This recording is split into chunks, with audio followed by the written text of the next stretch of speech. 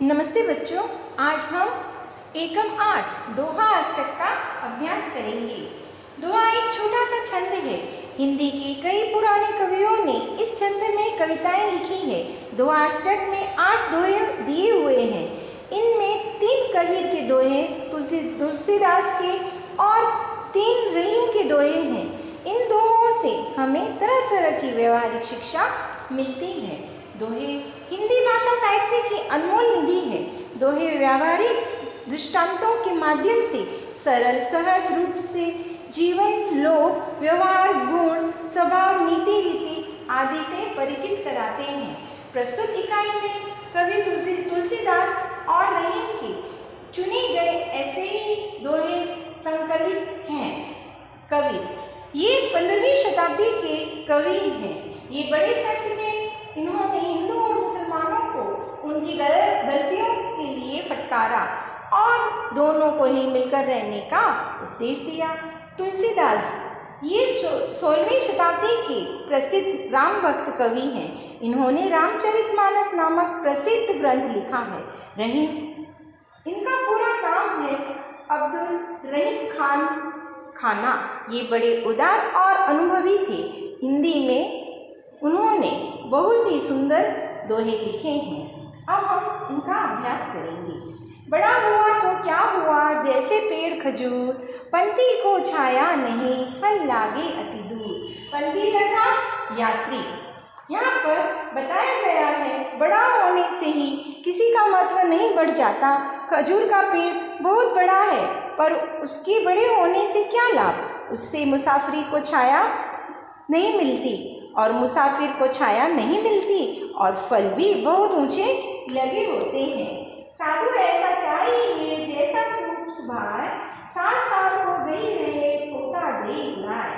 थोता अर्थात कचरा, सुभाए अर्थात स्वभाव। साधु पुरुष सूप जैसा स्वभाव वाला होना चाहिए, अर्थात साधु सज्जन पुरुष सूप जैसे स्वभाव वाला होना चाहिए।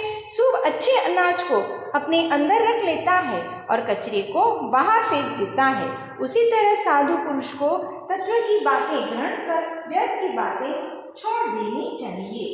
माखी गुड़ में गड़ी रहे, पंख रहे और लिटाए, हाथ मरे और सिर धुनी, लालच बुरी बलाए। बलाए अर्थात आफत। मक्खी गुड़ खाने के लिए गुड़ पर बैठती है और उसमें फंस जाती है। उसके पंख गुड़ में चिपक जाते हैं, फिर वह कितना भी पछताती और हाथ मलती रहती है, उससे छुटकारा नहीं मिलता। सचमुच लालच बहुत बुरी चीज है। तुलसीदास जी की दोहे।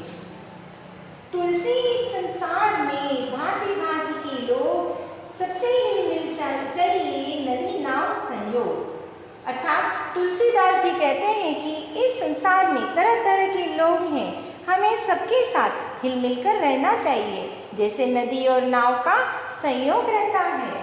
तुलसी हाय गरीब की कबू न खाली जाए, मुए ढोर की चाम से लोग भस्म हो जाए। मुए अर्थात मरे हुए, ढोर जानवर, चाम चमड़ा।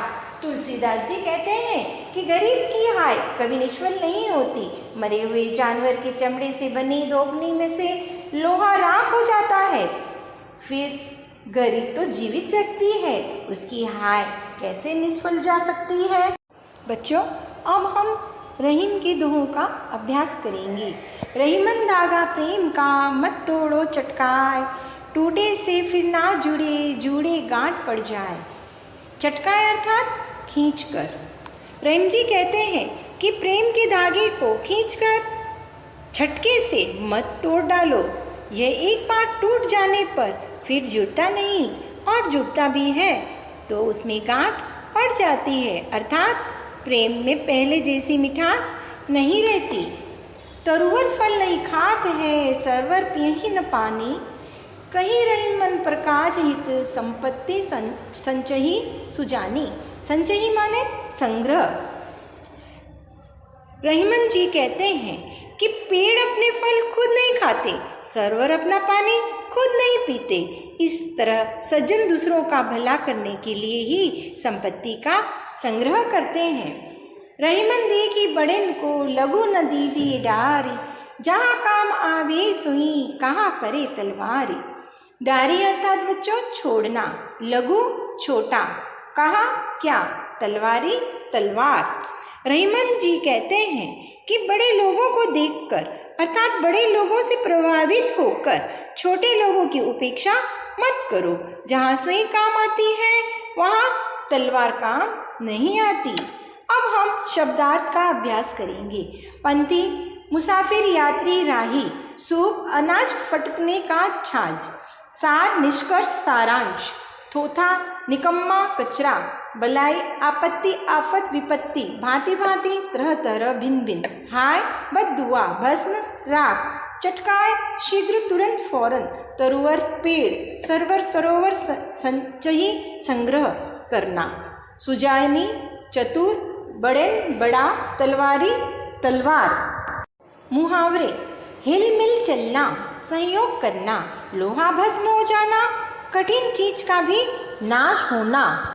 बच्चों अब हम प्रश्नवाचक सर्वनाम और संबंधवाचक सर्वनाम का अभ्यास करेंगे। प्रश्नवाचक सर्वनाम अर्थात संज्ञा के विषय में जिन शब्दों से प्रश्न किए जाए वे प्रश्नवाचक सर्वनाम कहलाते हैं। जैसे वह कौन आ रहा है, तो कौन प्रश्नवाचक है। आज का इनाम किसे मिलेगा, तो किसे प्रश्नवाचक है। आप क्या ढूंढ रहे हैं, तो क्या प्रश्नवाचक है। किसने कहा आज मेहमान आएंगे, तो किसने प्रश्नवाचक सर्वनाम है। बच्चों अब हम संबंधवाचक सर्वनाम का अभ्यास करेंगे। संबंधवाचक सर्वनाम अर्थात वाक्य में संबंध बताने वाले सर्वनाम को संबंधवाचक सर्वनाम कहते हैं। जैसे जैसी करनी वैसी भरनी, जैसी वैसी, यह संबंधवाचक है।